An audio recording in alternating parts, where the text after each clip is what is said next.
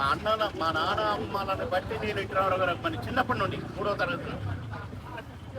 అలాంటి నేను మా అమ్మ నాన్న ఏమంటా అన్నారో ఎన్టీ రామారావు గారిని కలుసుకోవడం జరిగింది.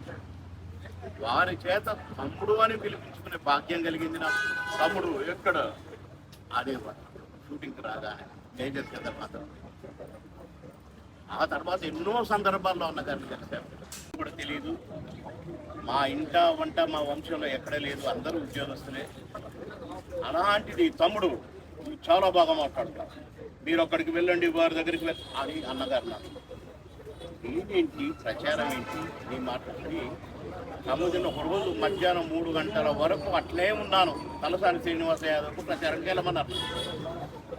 నేనేం ప్రచారం చేయాలి, నాకు ఏమొచ్చు అసలు రాజకీయం తెలుసు అని నాకు కళ్ళల్లో నీళ్లు కూడా వచ్చినాయి. కానీ అన్నగారు చెప్పారు అని రాణిగంజ్ నుంచి మొదలుపెట్టాను. రాత్రి 12 గంటల వరకు తిరిగాను, అందరిని కలిశాను, బ్రహ్మాండంగా గెలిపించాను.